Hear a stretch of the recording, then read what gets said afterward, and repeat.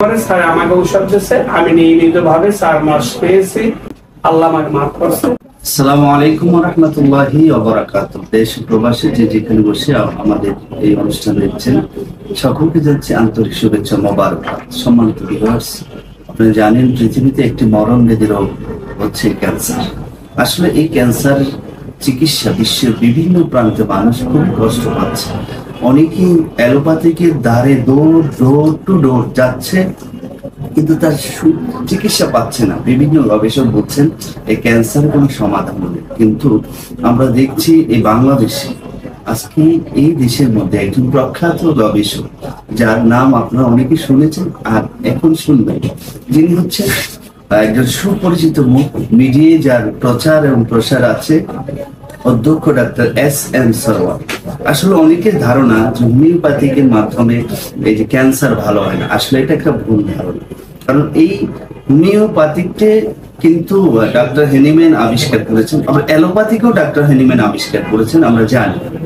তবে অ্যালোপ্যাথিক হচ্ছে একটা জিনিসকে আমরা সাধারণত কেটে, যেমন পুকুর কাটলে আস্তে আস্তে বড় হয়, অ্যালোপ্যাথিক চিকিৎসা ক্যান্সার ক্ষেত্রে এমন, যখন তারা অপারেশন করে জিনিসটা ক্ষত হতে আরো বেড়ে যায়। কিন্তু হোমিওপ্যাথিকটা এমন ভাবে আবিষ্কার করেছেন যে এটা নিরাময় হয়, অর্থাৎ এটা একটা সমাধান আছে। তাই আজকে আপনাদের সামনে আমি হাজির হয়েছি একজন ক্যান্সার যিনি আক্রান্ত ছিলেন, তিনি মৃত্যুর মুখ থেকে ফিরে এসেছেন। ওনার মুখেই আমরা শুনবো।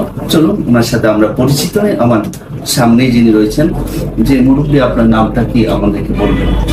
আমার নাম গাজী হারুনুর রশিদ। কেমন আছেন?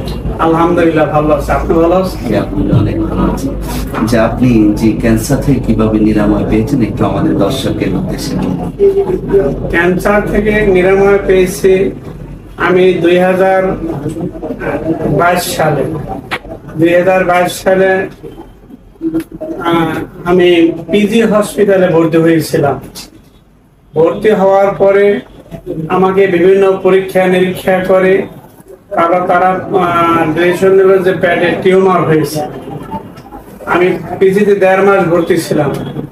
1.5 মাস ভর্তির পরে আমাকে অপারেশন করার পরে 1 সপ্তাহ পরে আমাকে রিলিজ দিছে এইভাবে যে আপনার ক্যান্সার হয়ে গেছে। আমাকে ক্যান্সার সার্টিফিকেট দিয়ে দিয়েছে। আমাকে বলছে যে আপনি শুধু বাংলাদেশ নয়, আপনি যদি বাইরেও যান, বাইরেও যদি সার্টিফিকেটটা দেখেন, সেটা আপনার কাজে আসবে। তখন আমাকে ওই পিজি হসপিটালের পাশে যে ক্যান্সার হসপিটাল, ওই হসপিটালে আমাকে ট্রান্সফার করা হয়েছে। তখন আমরা তো গরিব মানুষ, আমাদের তো এত টাকা পয়সা আমাকে কেমন দিতে বলছে, এত টাকা পয়সা আমার কাছে সম্ভব ছিল না। কারণ ওই জায়গায় 1.5 মাস চিকিৎসা করতে আমার অনেক ব্যয়বহুল খরচ হয়ে গেছে। তখন যেদিন আমার ছুটি হয় সেদিন আমি বাসায় রিক্সা করার জন্য আমি বের হয়েছি। আমার ওয়াইফ ছিল সাথে ছিল। সে তখন একটা ওই যে ওয়ালের সাথে স্টিকার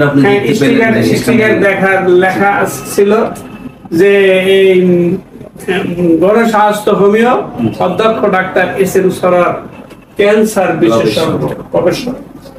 এই কথাটা দেখার পরে আমার ওয়াইফ বলল যে ঠিক আছে, তাইলে এই কাগজটা আমরা উঠাই নেই। আমার সাথে আবার টাচ মোবাইল ছিল, আমি ওই কাগজটা উঠে নিয়ে আমি ছবি দিলে নিয়ে গেছি। কত সালে ঘটনা? এটা 2022 সালে 2022 সালে 25 সেপ্টেম্বর আমাকে ওই জায়গায় রিলিজ করে দিচ্ছে।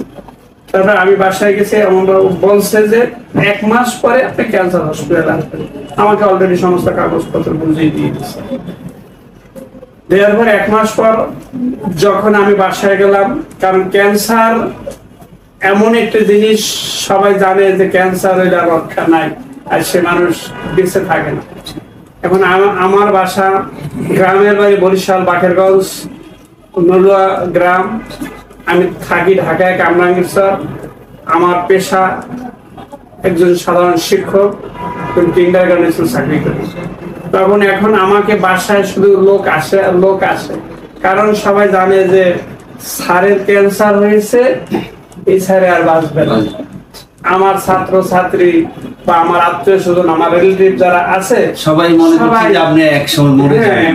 সবাই বাসা আসে এবং আমাকে জিজ্ঞেস করলো যে কি খেতে মন চায়, কি আপনার দেখতে মন চায়, সমস্ত কিছু আমাকে জিজ্ঞেস করার পরে যে 1 মাস আস্তে আস্তে 1 মাস শেষ হয়ে গেল।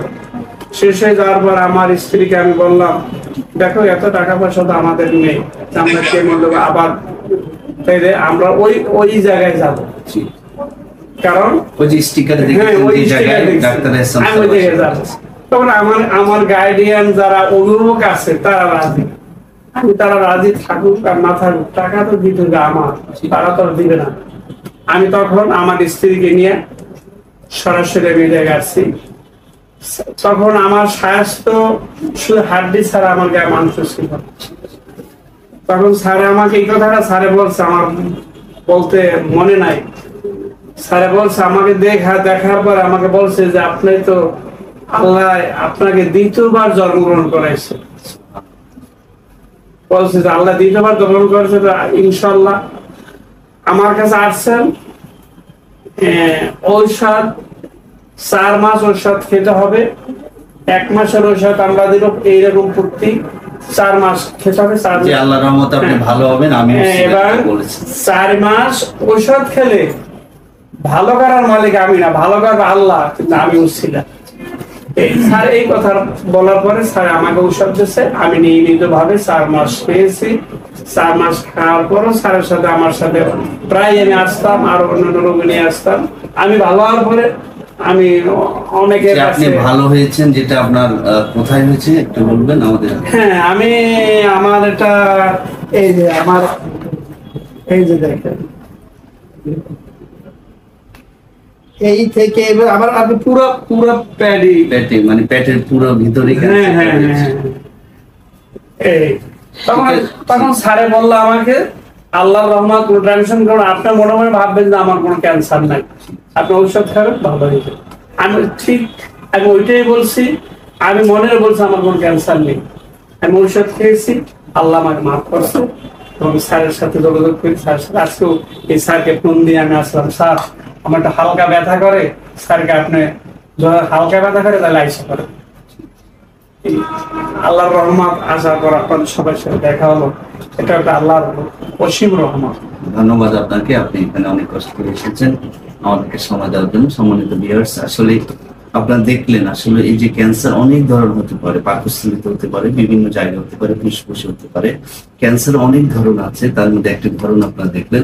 ইনশাল্লাহ আমাদের এই ডাক্তার এস.এম. সরোয়ার সাহেব তিনি আল্লাহর রহমতে ভালো একটি ফলাফল দিচ্ছেন, এটা কিন্তু অনেকের জানা নেই। আমি আমার বিভিন্ন জনের কাছে শুনেছি, অনেকেই বলছেন যে আমরা ক্যান্সার হওয়ার পর অনেকে মারা যাচ্ছেন। আসলে এটা ওনার প্রচারের জন্য না, মূলত আমাদের দেশের মানুষকে বাঁচানোর জন্য আজকের এই অনুষ্ঠান। সকলে ভালো থাকুন, সুস্থ থাকুন, এই আশা প্রত্যাশা ব্যক্ত করে আজ শেষ করছি। আসসালামু আলাইকুম ওয়া রাহমাতুল্লাহ।